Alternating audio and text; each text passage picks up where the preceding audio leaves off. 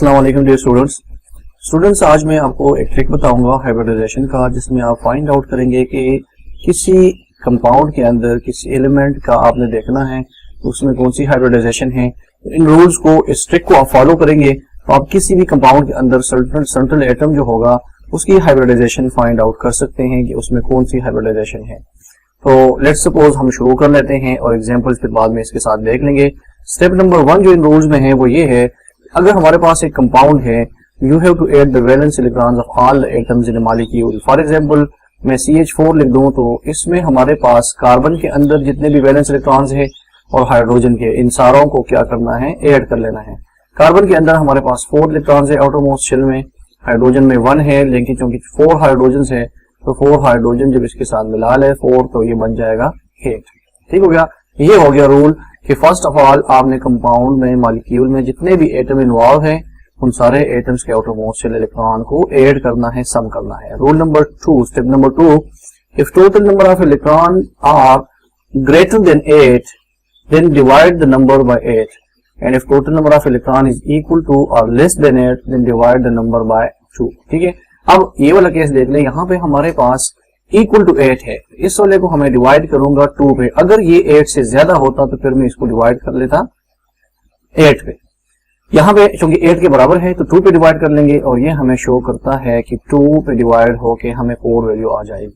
अब इसमें एक और भी केस है कि अगर हम डिवाइड करते हैं 8 पे, if dividing by 8 if there is a reminder then divided by 2, जो रिमाइंडर बचेगा अगर 8 पे डिवाइड होता है और वो अगर फर्दर उसकी डिवीजन हो सकती है then you have to divide it by 2 further. और अगर फिर भी उस केस में रिमाइंडर बच जाए तो फिर रिमाइंडर को और आंसर को आपने ऐड कर लेना है। और अगर हमारे पास 8 पे डिवाइड हो जाए और रिमाइंडर बच जाए तो 8 पे जो डिवाइड हो गया वहां से जो चीज आ गई और जो रिमाइंडर पे डिवाइड होके जो नंबर आ गया उन दोनों नंबर्स को हमने प्लस कर लेना है। I will clear this step with the help of an example. बाद में हम एग्जांपल्स देखेंगे, उसमें से आपको ये वाला स्टेप भी क्लियर हो जाएगा।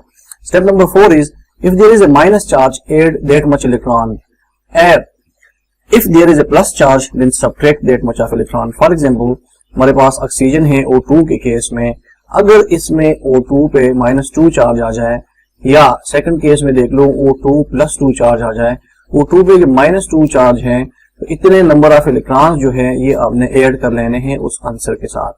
और ये जो है जितने इलेक्ट्रॉन्स है +2, इतने नंबर ऑफ इलेक्ट्रॉन जो है क्या करेंगे, सब्ट्रैक्ट करेंगे। अब हम चलते हैं रूल्स पे। ये ऐसे ही आपको क्लियर नहीं होगा, जब हम इसके एग्जांपल्स देखेंगे तो फिर आपको इसकी आराम से समझ आ जाएगी। तो आइए शुरू करते हैं इसके एग्जांपल्स और एक एक एग्जांपल ले लेते हैं। ठीक है, अब ये सारे रूल जब आप अप्लाई करें इसमें हमारे पास कुछ कंडीशंस है, कुछ आंसर्स आ जाएंगे। If the answer is true then this will be called as sp hybridization, 1s and 1p combines. If the answer is 3 then this is sp2 hybridization. If the answer is 4 then this is sp3 hybridization. If the answer is 5 then it is sp3d hybridization. ठीक है, depending upon the answer which is provided by the rules, इस पे depend करता है जो answer आपके पास आएगा, that will decide the type of hybridization in the molecule. अब हम एग्जाम्पल एक्सप्लेन कर लेते हैं। एग्जाम्पल में हम चलते हैं नंबर 1।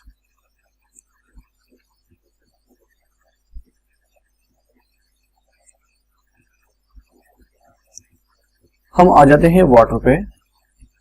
अब वाटर में टोटल नंबर ऑफ इलेक्ट्रॉन जो है वो आपने ऐड कर देने हैं। तो total number of electron hydrogen के केस में 1 है, लेकिन जो 2 हाइड्रोजन है तो इसको हम 2 से मल्टीप्लाई कर लेंगे। ऑक्सीजन के केस में टोटल नंबर ऑफ इलेक्ट्रॉन 6 है। इन दोनों को जब हम ऐड करेंगे तो आंसर आ जाएगा 8 के बराबर। रूल्स में हमने डिस्कस कर लिया था, अगर आंसर 8 के बराबर हो या 8 से कम हो तो फिर 2 पे डिवाइड करेंगे, अगर 8 से ज्यादा हो तो फिर हमें इसको 8 पे डिवाइड करना पड़ेगा। यहाँ पे चूंकि 8 के बराबर है तो मैं इसको डिवाइड कर लेता हूँ किस पे, 2 पे। Now 2 1 is 2 and 2 4 is 8। इसका आंसर आ जाएगा 4। ठीक है, अब 4 का मतलब है कि we are having sp3 hybridization. किसमें, सेंट्रल एटम जो है ऑक्सीजन जो है इसमें कौन सी हाइब्रिडाइजेशन हो रही है, sp3 हाइब्रिडाइजेशन होगी। Next is XeF4 xenon fluoride है। जीनान फ्लोराइड का हम देख लेते हैं। जीनान फ्लोराइड में हमारे पास जीनान में 8 आउटर मोस्ट शेल इलेक्ट्रॉन्स है, फ्लोरीन में 7 होते हैं और 7 मल्टीप्लाइड बाय 4 हो जाएगा। तो 8 प्लस 7 मल्टीप्लाइड बाय 4, ठीक हो गया। ये 28 प्लस 8 हो जाएगा, ठीक है। अब ये इक्वल टू क्या आ जाएगा 36। यहाँ पे आंसर 8 से ज्यादा है। अब इसको हम डिवाइड करेंगे किस पे, 8 पे डिवाइड करेंगे। तो 8 पे जब मैं डिवाइड करूंगा तो ये हमारे पास आ जाएगा 4, 8 4 इज 32, ये 4 आ गया। 32 जब आता है तो 32 में हमारे पास 4 रिमाइंडर बच जाएगा, 4 इज रिमाइंडर। अब मैंने आपको बताया था अगर रिमाइंडर हो तो रिमाइंडर को फर्दर आपने 2 पे डिवाइड कर देना है। अब इस रिमाइंडर को भी मैं 2 पे डिवाइड कर लेता हूं तो 2 इज 1 is 2 into 2 is 4, ठीक है। 4 और 2 दोनों आंसर आ गए। अब दोनों आंसर्स को यहाँ पे ऐड कर ले। पहले से आंसर 4 आया था, दूसरे से आंसर 2 आ गया। दोनों को जब ऐड करेंगे तो हमारे पास आंसर आ जाएगा 6। अब जो 6 है ये शो करता है कि sp3d2 हाइब्रिडाइजेशन होगी जीनान फ्लोराइड में, ठीक है। sp3 हाइब्रिडाइजेशन जब होगी इसका मतलब है नंबर 4 होना चाहिए। मैंने आपको बता दिया अगर sp3d आप कहें या dsp3 तो इस केस में हमारे पास टोटल आंसर क्या होगा 5। अब sp3d2 हाइब्रिडाइजेशन जब होगी इसमें हमारे पास होगा 6। तो ये डिफरेंट रूल्स है जिसमें जो आंसर होगा that will decide the type of hybridization. Next example कर लेते हैं, फर्दर इसको और क्लैरिफाई कर लेते हैं। जीनान ऑक्साइड है, जीनान के आउटरमोस्ट इलेक्ट्रॉन 8 है, ऑक्सीजन के 6 है। तो 6 मल्टीप्लाइड बाय 3 हमारे पास क्या हो जाएगा 18 हो जाएगा, ठीक है। 18 प्लस 8 आ जाएगा। 18 प्लस 8 जब आप प्लस कर लेंगे तो हमारे पास आंसर आ जाएगा 26। अब 26 चूंकि 8 से ज्यादा है तो 26 को मैं डिवाइड कर दूंगा 8 पे। 8 पे डिवाइड करूंगा तो 8 3 इज 24 आ जाएगा। 24 और इसमें से जब 2 निकाल ले तो 2 रिमाइंडर आ जाएगा। 2 रिमाइंडर को अगेन 2 पे डिवाइड कर ले तो इसका आंसर आ जाएगा 1। अब ये दोनों आंसर 3 और 1 आ गए। 3 और 1 को हम प्लस करेंगे तो हमारे पास आंसर आ जाएगा 4 और 4 आंसर शो करता है कि दिस इज sp3 हाइब्रिडाइजेशन, ठीक है, इज इक्वल टू 4। ये आंसर आएगा तो 4 sp3 हाइब्रिडाइजेशन होगी। तो इस जीनान ऑक्साइड में हमारे पास कौन सी हाइब्रिडाइजेशन होती है sp3 हाइब्रिडाइजेशन। यहाँ पे मैं आपको ये थोड़ा सा कंफर्म कर लूं कि यहाँ पे ये थोड़ा सा मिस्टेक हो गया है। 8 मल्टीप्लाइड बाई 3 किया है, 24 प्लस 8 कर दिया है। 24 नहीं आ सकता because 8 is the total number of electrons in oxygen, ठीक है। ऑक्सीजन में टोटल नंबर ऑफ इलेक्ट्रॉन 8 है। आउटर मोस्ट इलेक्ट्रॉन जो है दीज आर 6। आउटर मोस्ट में हमारे पास 6 इलेक्ट्रॉन है, ठीक है। जैसे कि हम कर लेंगे इसकी इलेक्ट्रॉनिक कन्फिगरेशन 1:2, 2:2, 2p2, ठीक है। फर्स्ट जो है हमारे पास 2 आ गए, सॉरी 2p4। फर्स्ट में 2 आ गए, 2 और 2। दूसरे शेल में हमारे पास 2 इलेक्ट्रॉन s में आ गए, 4 इलेक्ट्रॉन p में आ गए। तो total number of electron are 6। यहाँ पे मिस्टेकली 8 लिखा हुआ है, ये 8 नहीं होगा, ये 6 होगा। तो 6 मल्टीप्लाइड बाई 3 क्या हो जाएगा 18। 18 प्लस 8 जो है ये जब हम ऐड कर लेंगे तो ये 26 देगा। 26 को जब डिवाइड करेंगे तो 3 आंसर आएगा, रिमाइंडर बचेगा 2। 2 को अगेन डिवाइड करेंगे तो 1 आंसर आ जाएगा। 1 और 3 दोनों आंसर्स है तो 1 और 3 को हम ऐड करके 4 हमें मिल जाएगा and this 4 shows sp3 hybridization. Next question is, हम अगला एक टॉपिक एक डिस्कस कर लेते हैं। अब यहाँ पे सल्फर ट्राइऑक्साइड में हमने देखना है कि इसमें कौन सी हाइब्रिडाइजेशन है। तो सल्फर के आउटर मोशन में 6 इलेक्ट्रॉन्स है, ऑक्सीजन में 6 है, मल्टीप्लाइड बाई 3 हो जाएगा। Total number of electron will be equal to 24, क्योंकि 6 प्लस 18 जो है वो क्या देगा, वो 24 देगा। 24 को हम डिवाइड कर लेंगे किस पे, 8 पे, क्योंकि 8 से ज्यादा है। सो 8 3 इज 24। 3 इसका आंसर आ गया। जब 3 आंसर आ जाए it means that it is sp2 hybridised orbital, इसमें sp2 हाइब्रिडाइजेशन होगी।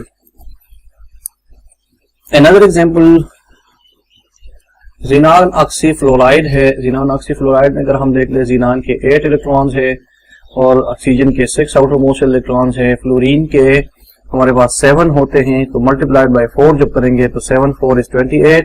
28 प्लस 6 प्लस 8, इन सारों को हम ऐड कर लेंगे। It will give you 8 plus 6 14, 14 plus 20 34, 34 plus 8 is equal to 42। 42 8 से ज्यादा है तो इसको हम 8 पे डिवाइड कर लेंगे।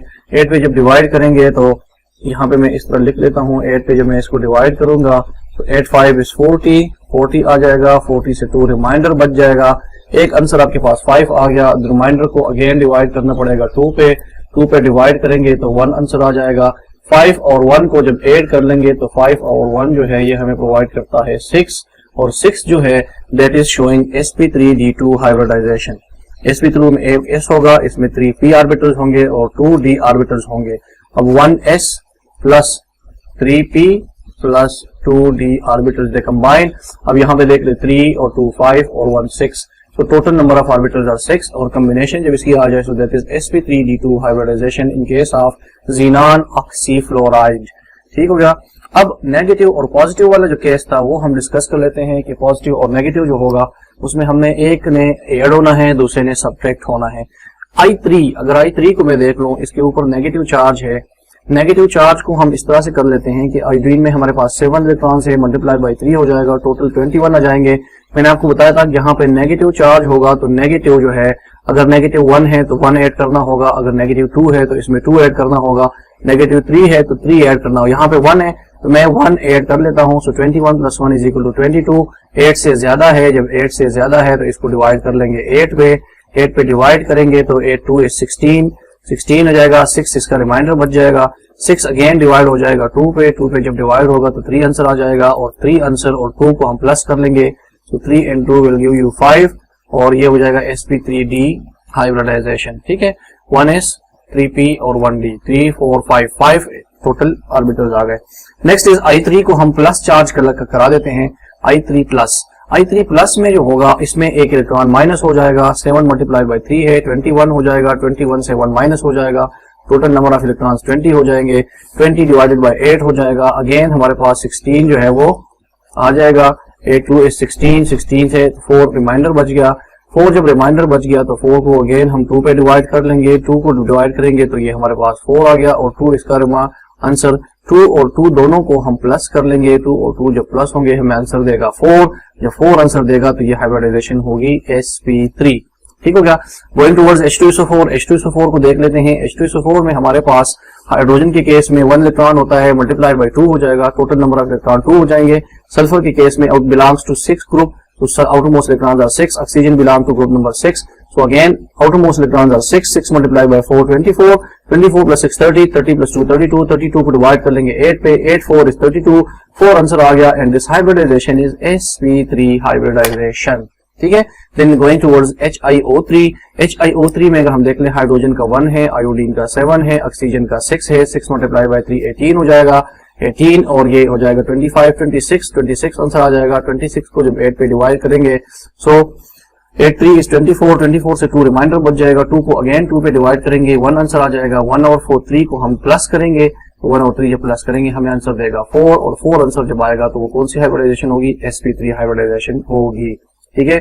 Next and last case is H5IO6। H में हमारे पास 5 है, आयोडीन में 7 है, ऑक्सीजन में 6 होते हैं, 6 मल्टीप्लाइड बाय 6 हो जाएगा, तो 6 multiplied by 6 is 36, then 36 plus 7 plus 5। ठीक है, तो ये हमें दे देगा 48 divided by 8 is equal to 6 का मतलब है कि sp3d2 हाइब्रिडाइजेशन होगी इन केस ऑफ H5IO6। ठीक हो गया। So these are the different rules. कुछ ट्रिक्स है जिसको आप समझेंगे तो आपको एंट्री टेस्ट में भी आसानी होगी, कोई मसला नहीं होगा। अब इसको समझ ले, और जहां पे भी हाइब्रिडाइजेशन की जिक्र आ जाए तो आप इन रूल्स को अप्लाई करके उस कंपाउंड के अंदर हाइब्रिडाइजेशन आराम से फाइंड आउट कर सकते हैं। उम्मीद है यहां तक आपको क्लियर हो गया। अगर कोई इशू है तो आप मुझसे पूछ सकते हैं, मैं आपको क्लियर कर लूंगा। Thank you so much. Allah Hafiz.